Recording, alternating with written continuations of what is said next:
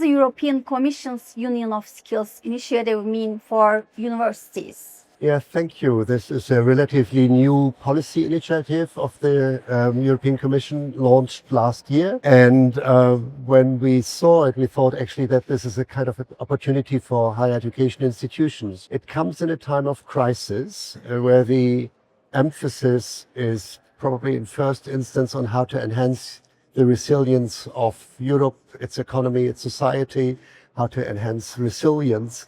And what the Union of Skills says, it raises attention to the fact that education, and including higher education, plays a major role in that. So it's a call for more political attention, but also, as we hope, more attention in investment and in funding to education, including higher education.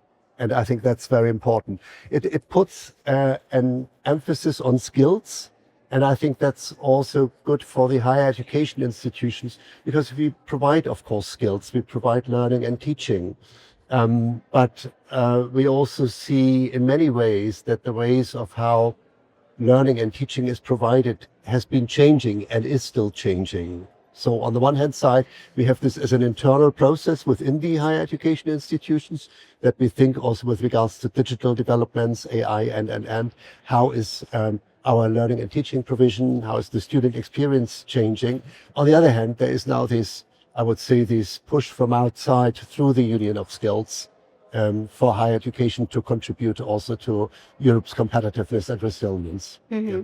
For sure, digital age and artificial intelligence are significant for universities and students. Yeah. So how can universities better prepare students for rapidly changing skill requirements? I think that's also a good question. And I think in the organization of learning, a lot of this is of course changing. Students have to learn today differently and also learn different things.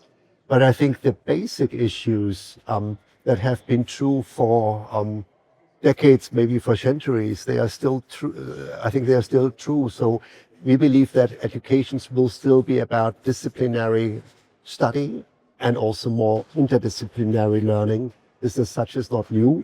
It will, but I think the difference that we had in comparison to the past is probably that this is not, you don't only learn once. Yeah, it's a more continued process. So the education that you get at the university is actually the foundation for further and continued learning that you will do after you finished, whether you do that by yourself or whether you do that through any kind of formal or informal learning. And I think that's the big change. So in a way, you educate students to be critical thinkers, to be learners. You also give them the personal skills that enable them to do that not only by themselves, but in teams, in collaboration, also with people who might be very different and might approach things very differently. I think this is what we have to students to prepare for. Not entirely new, but definitely with growing digitalization and with AI and also with the changing economy that takes a bigger role. So any recommendations for students? Well, they should take the opportunity, of course, and learn what they think they want to learn and develop passion for it. And I think that would be my recommendation. Thank you so much. What we see as important for higher education institutions is also that they do in the future no longer just serve recent school leavers, but also provide learning to a bigger part of the society. So, for example, those who are in the job in the labor force already, those who want to retrain and relearn, and I think there we see in lifelong learning and continued professional development, this might be one of the tasks that universities will have to take more seriously. Also, given the demographic changes that we see in societies. We had 2 days ago here in Istanbul, we discussed with our members on demographic changes, and we know that across Europe, every fourth university says already that they have less students than they used to have.